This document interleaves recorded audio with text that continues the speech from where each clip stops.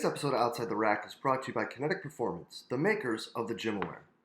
In today's world of strength and conditioning, data collections become the utmost of importance, and that's exactly where Gymaware separates itself from the competition.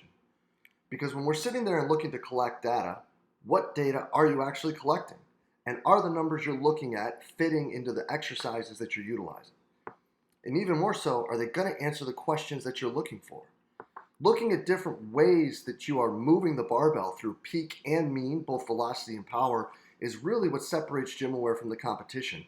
Being able to understand what your ballistic exercises are doing separate to what your strength exercises are doing really allows you to program at a much more specific level for your athletes.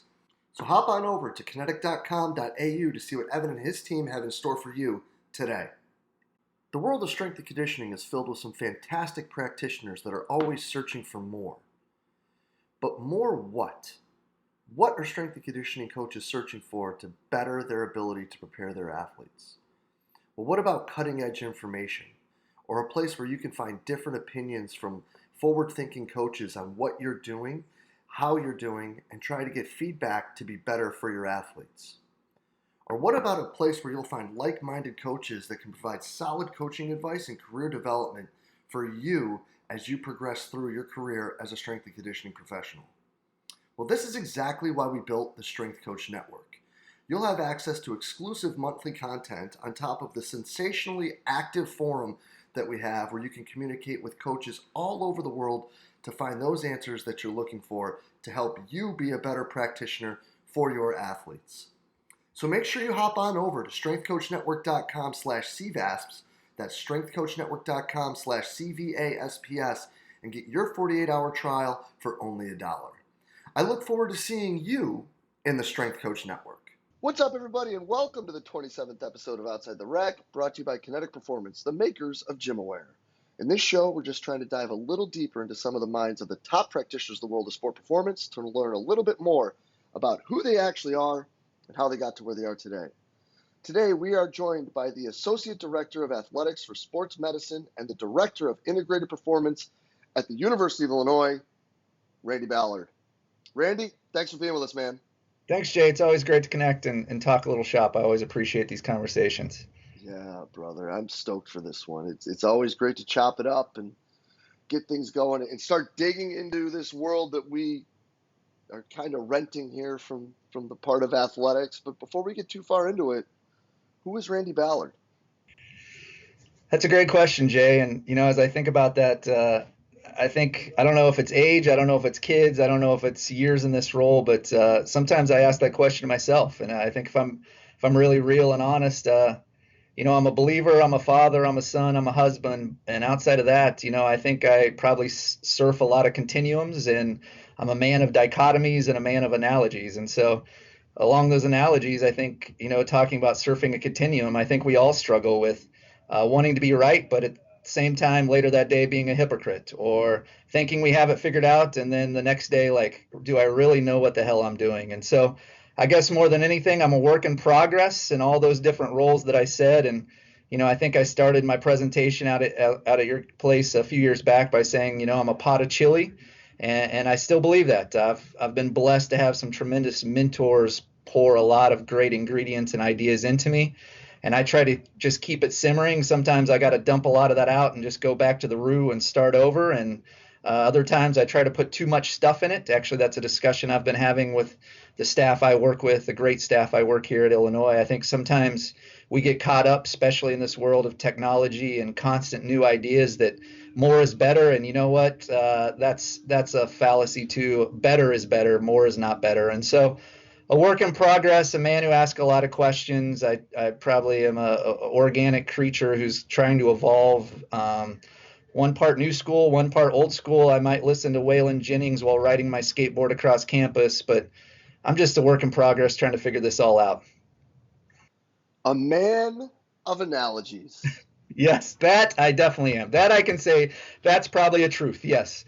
Outside of that, I don't know how many truths there are outside of that, but that's definitely true. There's no argument to that. I love that. That's fantastic. And yeah, you did start it with, I am a pot of chili. which led right into some other things in a sensational presentation that made a lot of people think and question what we actually are doing, which is what we're all trying to do. But speaking of questioning what we are doing, let's get right to number one, brother. If you wouldn't mind for us, describe a learning situation that brought about an epiphany in your career. Yeah, I think for me, it's probably a two-part epiphany if I tell the full story. And so, like a lot of people, I thought I had a career trajectory coming out of undergrad that I wanted to pursue. I had tremendous mentors as an athletic training student. I thought I wanted to, I was dead set. I had my goals, my priorities. I wanted to go to school in which a place that I hung my diploma on the wall, that everybody knew what it was and it meant something. I thought I wanted to work football. And for those reasons, when I was offered a graduate assistantship to go to the University of Texas, I took it in a heartbeat. And I wasn't going to be with football full time. I was going to be doing men's track mainly and then helping out with football. But knowing it was going to be the University of Texas and football, I took it. And within a few days there, I got to sit down with Dan Paff. I mentioned that I had some tremendous mentors between Dan and a host of others, probably most importantly, Gary Winkler here at Illinois. Gary remains one of my biggest mentors and close friends.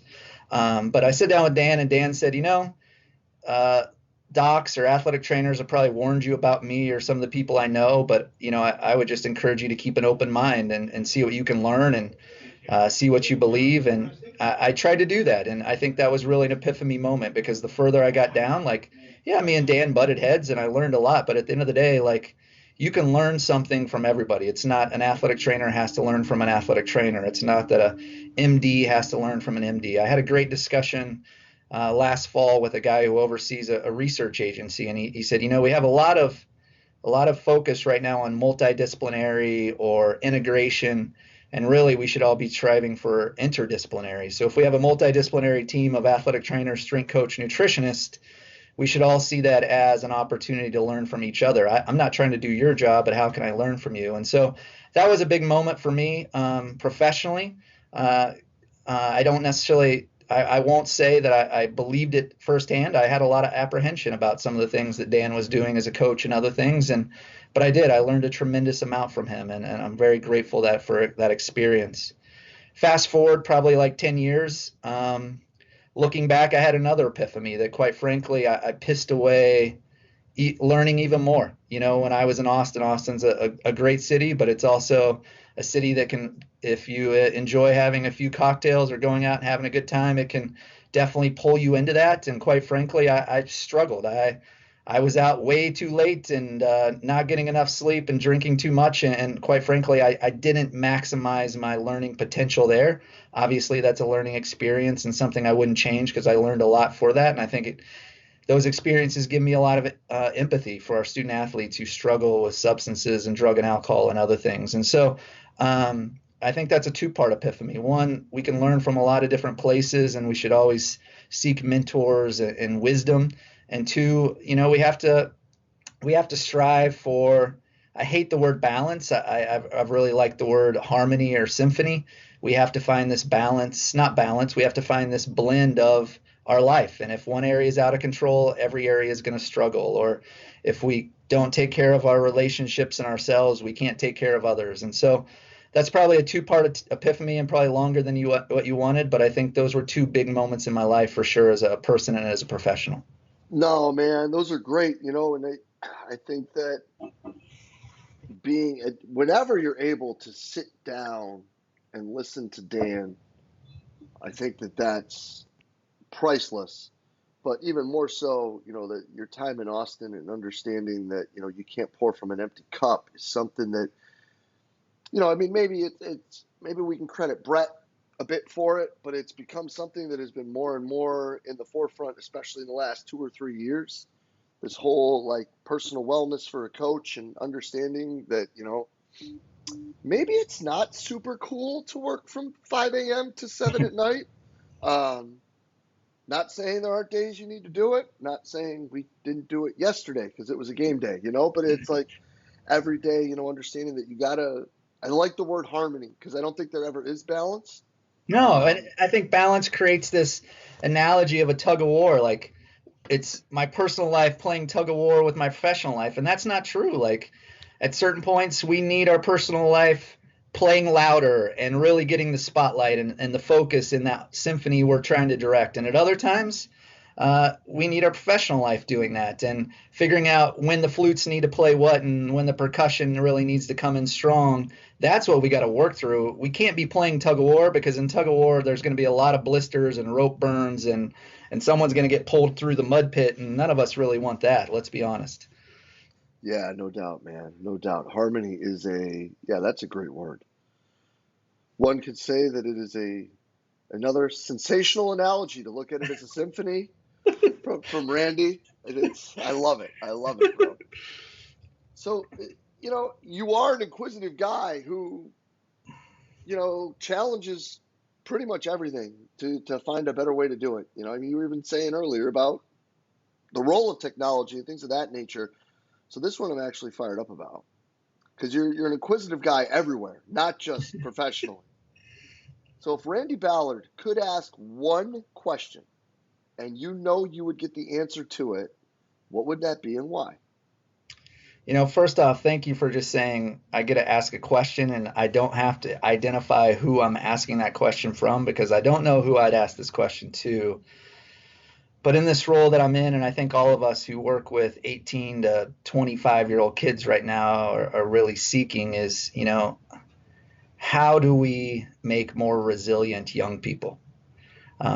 You look at the struggles of college students, the mental health crisis on college campuses, the lack of boundaries, all these challenges, and it's different. We talk about being organic, and we all have to evolve as professionals. And what worked for us when we were 18 to 22-year-old kids isn't going to work for this generation. And so I think to optimize performance, I think to optimize life outcomes, to optimize productive members of society, we need to figure out how can we optimize resiliency in young people. And I don't think that's chasing a silver bullet. I don't think that is a one bullet answer. But I think that's something that all of us that work in this age group and with these young people, we're all struggling with that right now. And I don't think there is a clear-cut answer, but I'm continuing to seek ways that we can try to do that. It's a challenge, and for someone, I think a lot of us that work in this field, we kind of see our why as being mentors and caregivers and supporters of college kids. That's kind of why we're here, and that's why we do what we do. And it hurts to see kids struggle as big as some of these kids struggle, and it's awesome and fulfilling to see them overcome those things. And but at the same time, sometimes it's heartbreaking to see what they've already gone through as 16 or 18-year-old kids, that no one should have to go through that. Or when they hit rock bottom, or they only know themselves as the jerseys they wear. I think those are all challenges that we all have to wrestle with as a society, as professionals, as people who live in sport. I think sport is, again, it's a dichotomy. I talked about being a man of dichotomy. I think sport is one of the last avenues, to be quite frank, of community for young people. And that's why so many people get attracted to sport, because, in a team, you have community. In a team, you have a blend of older and younger, rich and poor, black and white, different demographics, gay, straight, etc. And I think society needs more community. I think for well-being, for professionals, we need community. You and I need to connect and talk, not just text.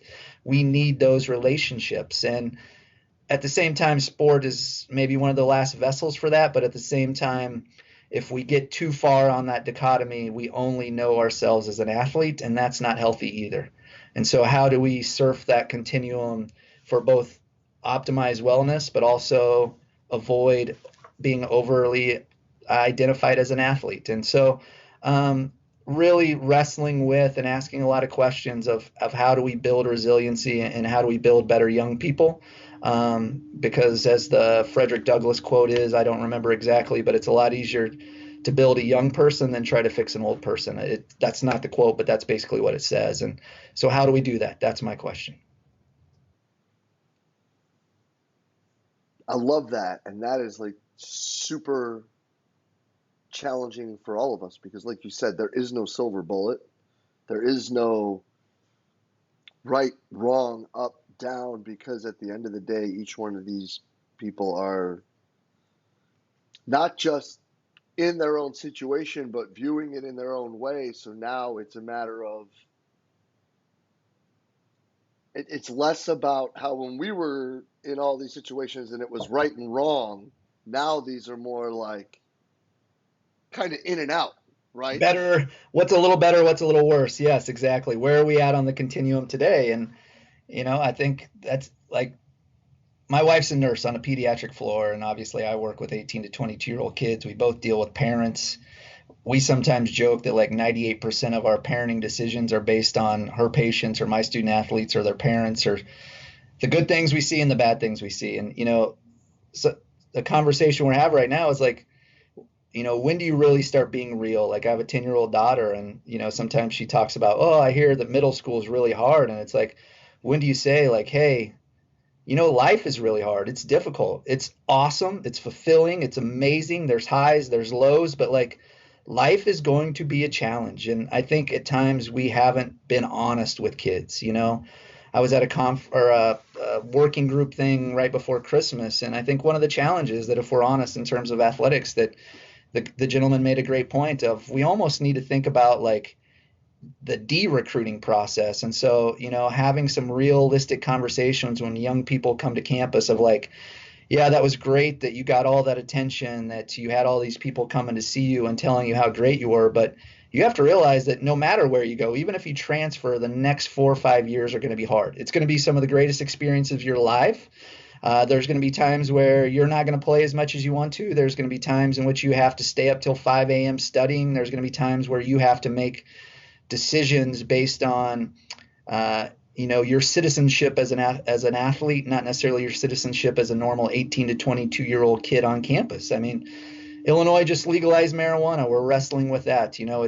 Everybody else on campus now federally it's illegal, but they could still, and it's been happening forever. But you have these opportunities, and with, as my old man used to say, with opportunities come responsibilities. And so I think these kids have opportunities and we are here to support them. But I also think we have to start being real with them to build that resiliency of just saying like, there's a lot more to this. I don't have this figured out. I'm here to support you. But, life's really hard, but it's also an amazing, wonderful experience. And I'm so grateful that I've had all the experiences I've had. I've made some stupid ass mistakes, and I am who I am because of some of those things, but it's hard, it's difficult, and we got to realize that, and we got to help figure out how to support people when they're going through those hard times and difficult times, and make sure that we're making them as resilient so those hard times and difficult times don't create breaking points in which the bottom truly falls out. No doubt, man. No doubt. And I love that. And, it's a guy who overseeing his staff, pushing himself to be better, asking questions and digging for answers, and out consistently learning. They're back to what you said in the beginning, man. There's got to be kind of that harmony, that Absolutely. release. So what's Randy's escape? All right, so I'm going to take you to task, okay? So I think that's a challenge. I think that, right, like, and I don't have this figured out. I don't want to be a hypocrite. Actually, I reached out to our staff and got some feedback from them. I try to be really reflective around the new year, and so I got some feedback. And one of the things I've talked a lot about with fellow sports medicine practitioners is just the power of words. You look at low back research and how we talk to people about their low back pain can really affect outcomes. If we catastrophize it, if we talk about this could affect you for the rest of life, like that's planting seeds even subconsciously in their brain. And so words have power. And I've said that, I believe that. And yet one of my staff members took me to task for at times things that I've said and how I've said it. Those words say more than what the words actually say. And so I don't want to be a hypocrite. I'm going to be forthright with that. But I think that idea of escape kind of plays back into the wrongness of balance, this up and down. Looking back, going out and partying in Austin was my escape. And I think I sought to escape my life as a person and as a professional because it wasn't in harmony. And so I don't anymore try to think about escapes. If I start thinking of escapes, like if I find myself saying like, man, after a day like today, I could really go just stop by and grab a bottle of bourbon and head home and decompress from the day, I know that professionally and personally, I'm not in a good place. And so in terms of what is fulfilling experiences, what are things that recharge my batteries, what are things that I try to connect to on a more regular basis versus trying to find an escape, for me over the last few years, it's been a lot of nature. It's been a lot of time hiking and camping and spending time with my kids in the outdoors. I think the therapeutic aspects of stillness and quiet and nature and dirt and mud and having to focus on building a fire and doing some of those things, I think, are very therapeutic to the soul and to the body and to the mind. And so even if it's, you know what, we got a great little arboretum on campus and I've had a rough meeting and I got 30 minutes for another meeting and I'm just going to take a quick 10-minute walk here and kind of regather myself. I think for me, nature has a big role in who I am and keeping that symphony and harmony in my life. And I think I would challenge people if they see things as an escape, I think you should be asking yourself, like, how am I doing with the harmony in my life? Why do I need an escape? Because quite frankly, I think that's what we're seeing with kids in sport and their over identity in sport and athletes. At times they need an escape from sport and they don't have an identity outside of that. So they have to see it as an escape, and that leads to substances and bad decisions and other things. And so I'm not bashing you, Jay. You know I love you to death, so I'm not picking on you, but I think this idea of escape is maybe not the right paradigm, and I think we should all challenge ourselves with that. That's dope, man. I love it. I love it. And you probably caught me, right? Like, as I said, you probably caught me at a philosophical time. Usually around the start of the year, I try to do a lot of self-reflection, and I think that's another dichotomy. At times I think I'm very self-aware, and then other times I'm like, you stupid idiot, like, how were you not aware of that? And so I think we all have to be cognizant of that. Yes and no. I think that, I think that viewpoint of it is not just valid, but powerful. Like, understanding that if you, going back to it, like you were saying, like the wording with injuries and pain and those sort of things, like the wording with the question, yeah, if you got to run and hide, what is really up? Yeah. And it goes back to kind of how we started things, right? Like, other than life and death, in terms of your heart's beating or it's not, there's a lot of life that's in this continuum or this gray area in between black and white. And I think we all have to realize that, even though for most of the things we do, we try to make it a yes-no decision. And really it's like, well, I'm probably, to quote Annie Duke, like, I'm probably 65% sure this is probably maybe what we should do. But if we're honest, that means 35% we're really just guessing or we're absolutely dead wrong. It's probably not that far off. Yeah, 50-50, I don't know, yeah. Yeah, flip a coin. Well, Randy, always great to chop it up, brother. Always great to see you. Always great to hear from you, man. And truly appreciate your time and look forward to catching up soon, homie.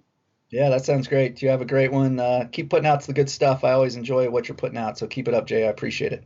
Appreciate that, brother. We'll be in touch real soon. Sounds great. Yeah, man. Cheers. Bye.